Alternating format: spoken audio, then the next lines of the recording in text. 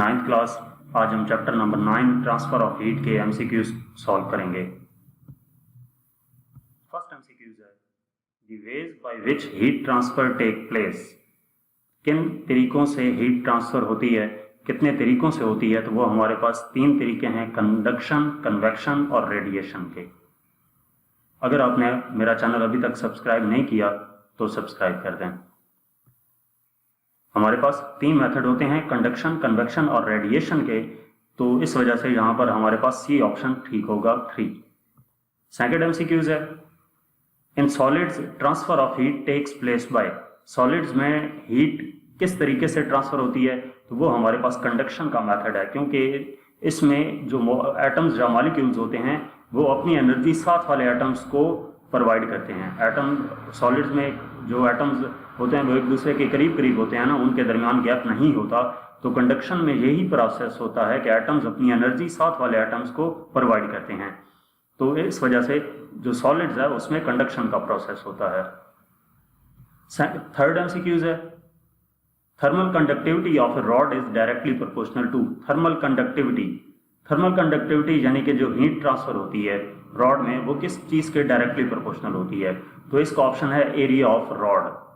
Area of rod के directly proportional होती है, यानी कि क्रॉस सेक्शनल एरिया अगर हम इंक्रीज कर दें तो थर्मल कंडक्टिविटी इंक्रीज कर जाएगी, और अगर हम area of cross sectional area of rod decrease कर दें तो थर्मल कंडक्टिविटी भी डिक्रीज कर जाएगी। फोर्थ एमसीक्यूज है thermal conductivity of a rod is directly proportional to. अब एमसीक्यूज की स्टेटमेंट वही है, नीचे ऑप्शन चेंज कर दिए हैं, area, time, temperature difference and heat flowing through rod. तो ये थर्मल कंडक्टिविटी रॉड किसके डायरेक्टली प्रोपोर्शनल होती है, तो वो हमारे पास टेम्परेचर डिफरेंस है कि दोनों के दरमियान टेम्परेचर डिफरेंस कितना है एक एंड से दूसरे एंड तक। तो इस वजह से इसका ऑप्शन सी ठीक होगा। फिफ्थ एमसीक्यूज है thermal conductivity of a rod is directly proportional to. Rod की थर्मल कंडक्टिविटी किस चीज के डायरेक्टली प्रोपोर्शनल होती है, तो इसमें हमारे पास एरिया ऑफ रॉड आएगा। ये मैंने थर्ड एमसीक्यूज में भी आपको बताया था, cross sectional area of the rod directly proportional होता है थर्मल कंडक्टिविटी के। नेक्स्ट एमसीक्यूज है what happens to the thermal conductivity if thickness of wall is reduced to half. अगर वॉल की थिकनेस हाफ कर दी जाए तो थर्मल कंडक्टिविटी पे क्या इफेक्ट पड़ेगा, तो डेफिनेटली वो भी हाफ हो जाएगी। उसकी रीजन क्या है, उसकी रीजन आपको तीसरे और 5वें एमसीक्यूज में बताई है कि थर्मल कंडक्टिविटी डायरेक्टली प्रोपोर्शनल होती है क्रॉस सेक्शनल एरिया के। तो जब क्रॉस सेक्शनल एरिया के डायरेक्टली प्रोपोर्शनल है तो हम जब वॉल की थिकनेस को कम कर रहे हैं तो यहां पर क्या होगा कि जो थर्मल कंडक्टिविटी है वो भी क्या हो जाएगी, हाफ हो जाएगी। MCQs number 7 which of the following is a non conductor of heat. इनमें से कौन सा नॉन कंडक्टर ऑफ हीट है, गोल्ड, सिल्वर, कॉपर या गिलास। तो इसमें गोल्ड, सिल्वर और कॉपर जो हैं वो इंसुलेटर हैं, वो कंडक्टर हैं, उनमें से हीट ट्रांसफर हो जाती है, लेकिन जो गिलास है उसमें से हीट ट्रांसफर नहीं होती। तो गिलास हमारे पास इंसुलेटर है यानी कि नॉन कंडक्टर है, और बाकी 3 कंडक्टर हैं। इसके बाद नेक्स्ट एमसीक्यूज है MCQs number 8 which of the following is a conductor of heat. इनमें से कौन सा कंडक्टर ऑफ हीट है, गिलास, प्लास्टिक, वुड, एल्यूमिनियम। तो गिलास को हम पिछले एमसीक्यूज में देख सकते हैं कि ये क्या है, नॉन कंडक्टर है। प्लास्टिक में से भी हीट पास नहीं होती, वुड में से भी पास नहीं होती, एल्यूमिनियम कंडक्टर है हीट का, तो इसका डी ऑप्शन ठीक होगा।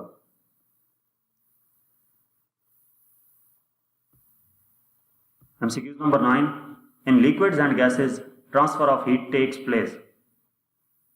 लिक्विड और गैसेज में किस तरीके से हीट ट्रांसफर होती है, तो वो हमारे पास कन्वेक्शन का मेथड है, जिसमें मॉलिक्यूल्स खुद एनर्जी लेकर, हीट लेकर एक जगह से दूसरी जगह जाते हैं, लिक्विड्स में भी और गैसेज में भी।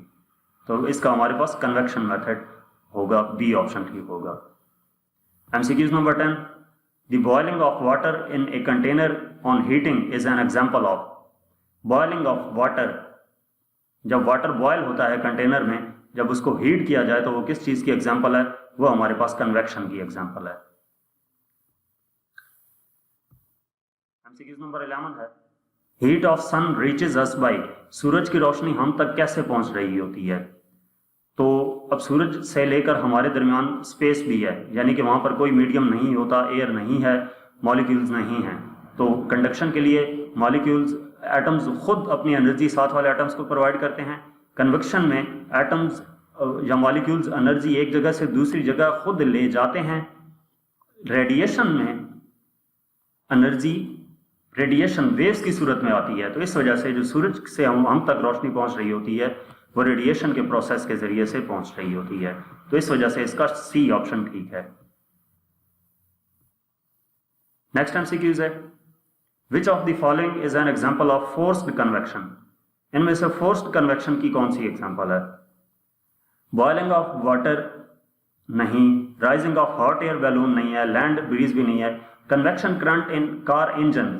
अब इसकी रीजन क्या है कि फोर्स कन्वेक्शन से मुराद क्या है? फोर्स कन्वेक्शन से मुराद ये है कि हम पार्टिकल्स को एक्सटर्नल एनर्जी प्रोवाइड करके उनको खुद किसी तरफ मूव करवाएं। तो कन्वेक्शन करंट जो कार इंजन में होता है उसमें फैन चलाकर जो वाटर मॉलिक्यूल्स होते हैं उनको किसी और जगह भेजा जाता है, तो वो फोर्स कर रहे होते हैं हम, इस वजह से इसको फोर्स कन्वेक्शन का नाम दिया जाता है। तो यहाँ तक हमारे पास इस चैप्टर के एमसीक्यूज थे। मजीद किसी भी चैप्टर का एक्सरसाइज सॉल्यूशन देखने के लिए आप हमारी वेबसाइट विजिट कर सकते हैं।